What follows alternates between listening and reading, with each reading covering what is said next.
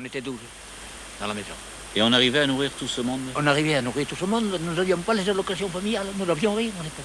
On n'avait pas Ouais. faim des fois un peu? Ah, quelquefois on avait faim. Quelquefois on aurait mangé 2 fois de la soupe.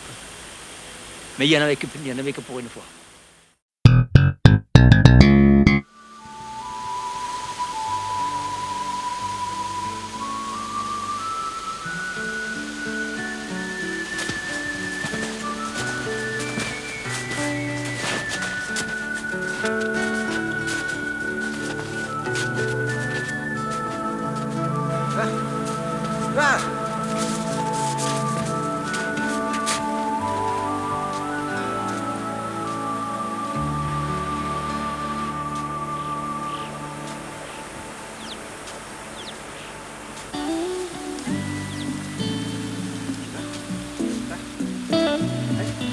Pourquoi a-t-il choisi Dormillouz pour vivre? Un hameau qu'aucune route ne rattache à la vallée. Ouais, il y a des gens qui ont de drôles d'idées. Dans les années 60, il y avait encore ici une trentaine de personnes, des membres d'une communauté religieuse. Ils sont partis. Avant eux, les familles de paysans qui tiraient du sol à peine de quoi survivre étaient partis aussi. Mais Georges lui est venu, comme ça. Avec lui au moins, Dormillouz n'est pas complètement abandonné aux résidences secondaires.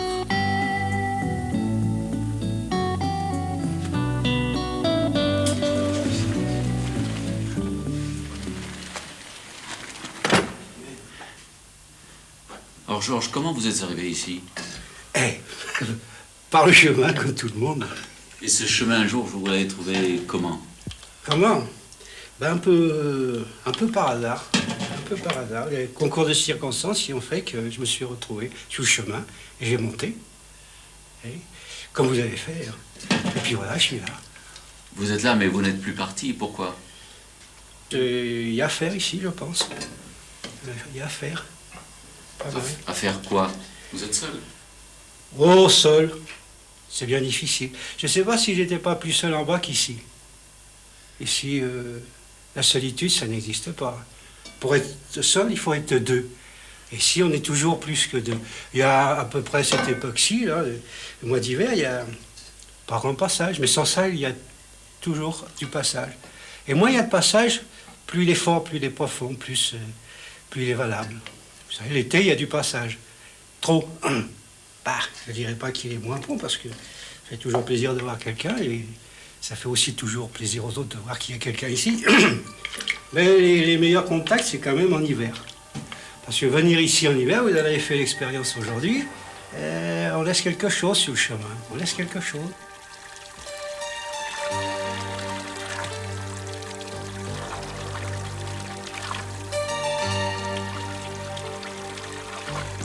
Dormillouz est le plus retiré des hameaux de la vallée de Fressinière, sur le versant oriental du massif des Écrins.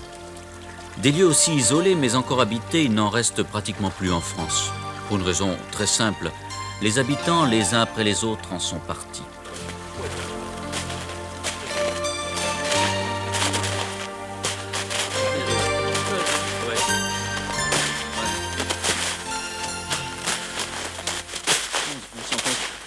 Alors voilà, monsieur Pellegrin, donc ici c'est les Massales. Ici, c'est les Mansales. Alors, Oui. C'est là où on a passé notre vie, le plus gros de notre vie. Et on vivait comment ici? Eh bien, on vivait dans nos peu de terre qu'on avait. Oui, on a des champs par ici.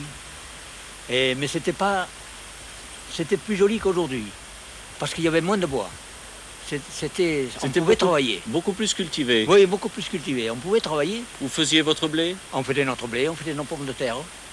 On rentrait du foin pour nos bêtes. Vous aviez le four et le moulin aussi? On avait le four est là. Le moulin était à Fressinière. On ne l'avait pas ici. Alors c'était une société qui vivait complètement repliée sur elle-même. Mais bien sûr, à l'époque, comment faire? C'était ça, à l'époque. Vous étiez combien dans chaque famille? Ben, nous autres, on était de la famille, au moment où je me suis élevé, on était 12. On était 9 enfants, mon papa et ma maman, et puis un oncle. On était 12 dans la maison.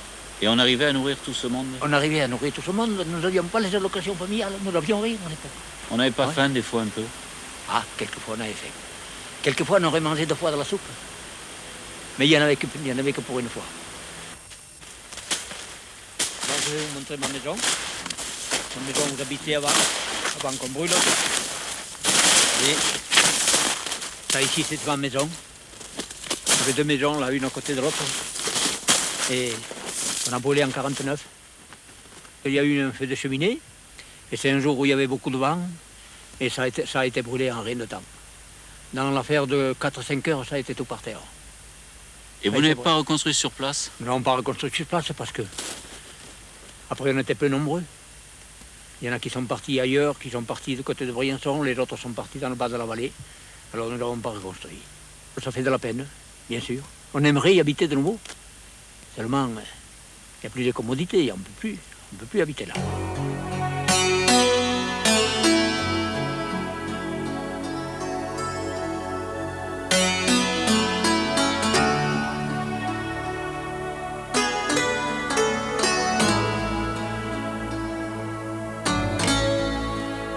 On n'imaginerait jamais que derrière cette barrière rocheuse qui domine la Durance de ces 200 mètres s'étale une longue vallée où les hameaux s'égrènent. Un monde complètement fermé, replié sur lui-même et menacé en même temps par la désertification.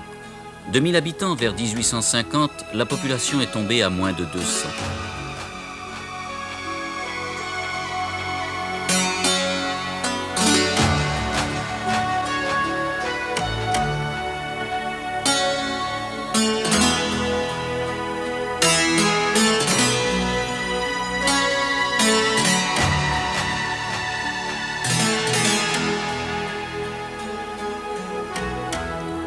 Cette vallée secrète a toujours servi de refuge aux pourchassés, aux persécutés, les Vaudois au Moyen-Âge, les protestants plus tard, leur communauté restée nombreuse. Leurs temples rasés par Louis XIV ont été rebâtis. Dans les hameaux les plus retirés, toutes les familles appartiennent encore à l'église réformée. Ici, le pasteur est un peu missionnaire. Zachée courut en avant et monta sur un sycomore pour voir Jésus, parce qu'il devait passer par là. Lorsque Jésus fut arrivé à cet endroit, il leva les yeux et lui dit « Zachée, hâte-toi de descendre, car il faut que je demeure aujourd'hui dans ta maison. » Ah, c'était formidable, les jeunes ils ont été contents avec cette histoire. Donc, quelle a été leur réaction suite à cette lecture? Est-ce que ça a provoqué... Ce qui leur plaît, c'est de voir que Zachée, c'est un voleur. Hein? Cet homme qui était un voleur, que tout le monde détestait, Jésus lui demande d'aller manger chez lui. Lorsque vous avez des communautés aussi dispersées, comment vous pouvez assumer votre mission? Bien, il faut travailler, disons, localement. On ne peut pas, bien sûr, rassembler tout le monde en un seul lieu, dans toute la vallée de Fressinière, dans tout Briançon, dans tout le Queyras. C'est impossible de rassembler tout le monde. Hein. Malgré l'isolement, malgré les fermetures géographiques, on a une présence qui rayonne. Et beaucoup connaissent la vallée de Fressinière grâce au protestantisme, disons, qui rayonne dans cette vallée.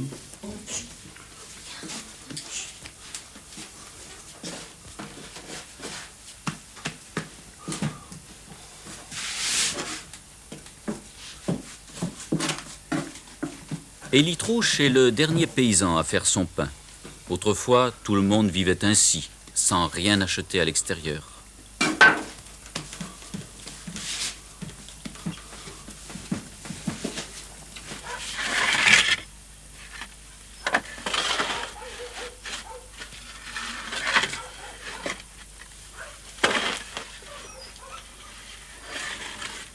Bonjour madame. Alors, 4 yaourts, Voilà. un fromage. Voilà. Voilà. Et Au puis village, un lot de il reste chocolat. un petit épicier. Une fois par semaine, c'est le boucher qui fait la tournée des hameaux.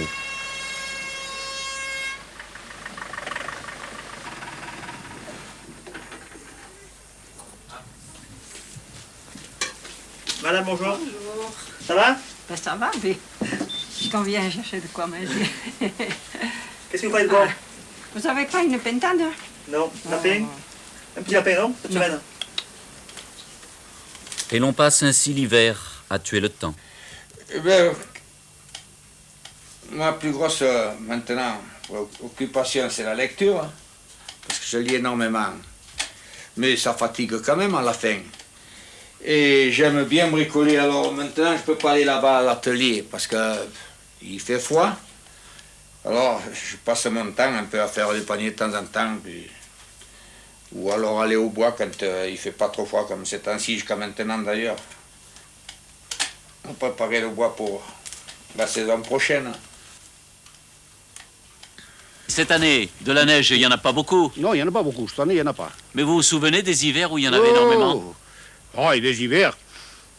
Il y a 3 ans, nous en avions eu dans pas loin de 2 mètres. Alors comment on faisait quand il y avait autant de neige? Ben, on était obligé de faire face à la situation. Maintenant, il faut reconnaître une chose, que nous avons les chemins qui sont bien dégagés par les ponts et chaussées. Et dans le village, on se débrouille. Malheureusement, on n'est pas nombreux maintenant. Il n'y a plus que quelques-uns, alors... Mais alors, avant qu'il y ait le chasse-neige, comment vous faisiez pour enlever la neige autrefois? Avant qu'il y ait le chasse-neige, moi, je m'en souviens pas bien. À ce moment-là, ils faisaient la piste à pied. Mais moi, de ce que je me rappelle, eh bien, après, on faisait la piste avec les mulets. Parce que nous avions une quinzaine de mulets dans le village. Alors, on avait un traîneau en bois, et on passait le traîneau avec ses bêtes. Dans la mesure du possible, il arrivait à la fin que nous avions une piste d'1 mètre.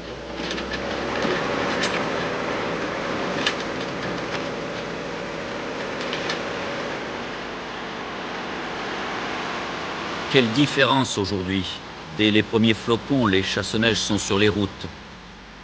Et puis en cas d'urgence, il y a toujours l'hélicoptère.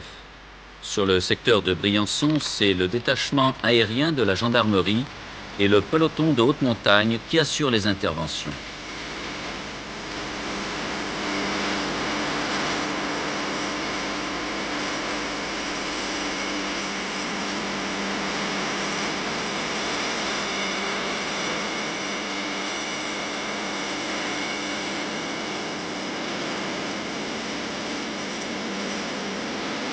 Mais rompre l'isolement, ce n'est pas seulement une question de chasse-neige et de rapidité de secours. C'est surtout apporter aux gens des conditions de vie matérielle acceptables et donner aux jeunes l'envie de rester dans la vallée. En 1977, une équipe municipale rajeunie a pris les choses en main. Le maire, René Dore, est un étranger au pays. Son adjoint, au contraire, est d'une vieille famille de Fressinière. En 1977, 50% des personnes avaient plus de 65 ans.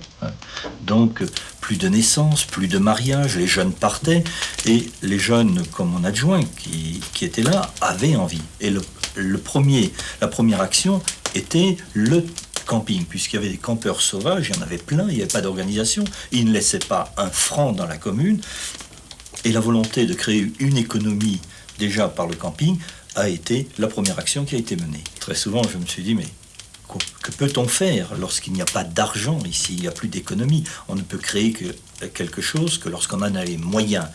On a engagé pour l'agriculture plus de 2,5 millions de francs, sinon 3 millions, dans les programmes de restauration de cabanes, d'amélioration des pâturages, de remembrement de la plaine, d'arrosage par aspersion, que mon adjoint a mené comme maître d'œuvre, puisqu'on ne pouvait pas se payer d'entreprise. Les gens du village, là, ils en parlaient comment de cette action? Ils n'osaient pas en parler. Je ne sais pas, il faut être franc, ils n'osaient pas en parler, mais tout le monde sentait un petit peu... Bon, les personnes âgées, effectivement, n'avaient pas les mêmes idées. Mais ils ont été certainement plus surpris par le bouleversement de tout ce qu'on faisait, parce qu'avant, il ne se faisait rien. Et c'est là qu'il y a eu un petit coup, et c'est là que les gens ont commencé à changer. Je pense qu'il y a des indices de non-retour. C'est vrai qu'aujourd'hui, il y a une économie qui est essentiellement, c'est vrai, basée sur le tourisme, avec un apport agricole. Je crois qu'il y a des gens qui peuvent vivre. On a créé quand même des emplois directement et indirectement, une vingtaine. Mais tout ça, c'est très fragile. Il suffit qu'il y ait 4 ou 5 familles qui partent pour que l'école ferme demain. Et puis, une école qui ferme dans une vallée comme ça, plus personne s'y installe.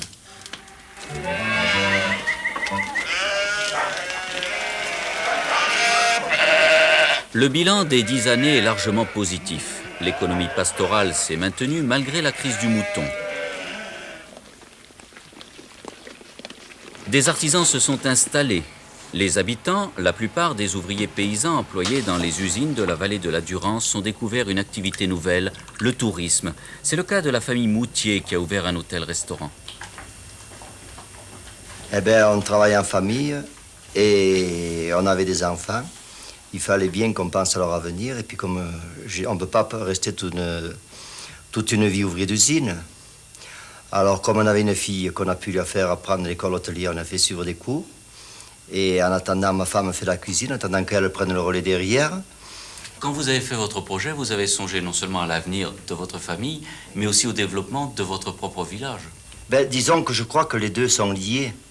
Je crois que les deux sont liés. Si une commune fait de la publicité pour le tourisme, il faut que le restant d'une population suive. On ne peut pas quand même laisser le souci à une commune de tout faire. Si une commune fait des équipements et puis qu'il n'y a pas d'accueil, c'est à nous, après les responsables, les habitants du coin, qu'on doit le faire.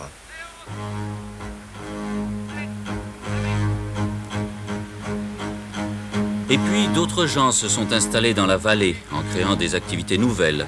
Depuis 8 ans, Gérard et Christine Rouvet ont ouvert l'étable de Séquinec, un gîte, une boutique polaire et des chiens de traîneau. Allez les chiens, allez. Ok.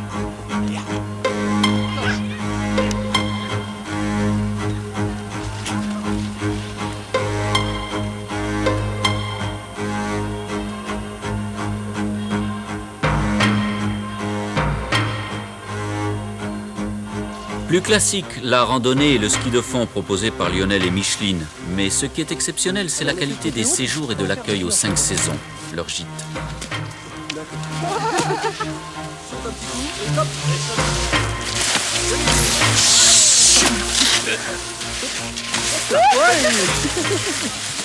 L'ancienne cure du village, qu'on habite maintenant, était disponible et on a demandé à la commune, on a proposé à la commune d'y faire des réparations et de l'aménager pour faire un petit centre comme on fait en ce moment. Et c'est l'attrait aussi d'une vallée un petit peu, enfin pas perdue mais sauvage, où il n'y a encore pas grand chose en ce moment. Il y avait donc à mettre en place le ski de fond et plein de choses nouvelles à faire. C'est ça qui nous a attirés. Fressinière, c'était la chance de refaire quelque chose de complètement neuf.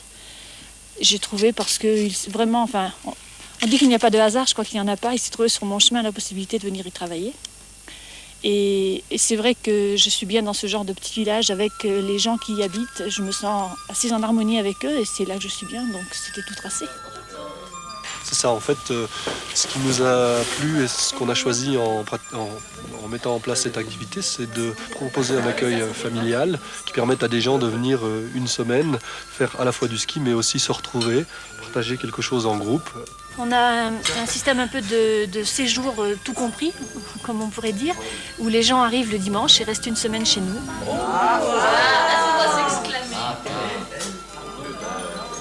Lionel s'occupe plus de l'animation et de l'encadrement. Moi, je m'occupe plus de l'accueil et de la cuisine, du secrétariat, de ces choses-là. Et les gens, pendant une semaine, vivent avec nous complètement et partagent notre maison. En fait, on n'a pas de pain ici, on est trop haut en altitude, et on a une viande qui ressemble beaucoup. Il y a une odeur un peu plus sauvage, ça fait un peu plus fort. La plus importante réalisation de la commune, c'est la Maison de la Vallée, dirigée par Christian Richard, un lieu d'accueil pour les touristes et un lieu d'animation pour les habitants. C'est une maison, c'est un patrimoine municipal qui a été créé dans le but d'abord de rassembler les gens du village, et dans un deuxième temps dans le but de s'ouvrir économiquement à l'ensemble du territoire, je dirais, de créer une infrastructure qui permette aux gens de venir vivre des vacances, des loisirs dans notre vallée.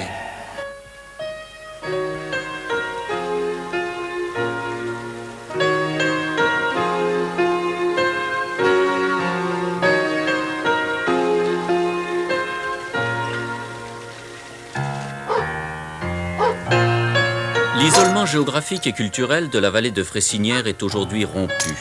Mais la partie n'est pas gagnée définitivement. Deux choses l'une, où il y aura du monde, où il n'y aura plus rien du tout.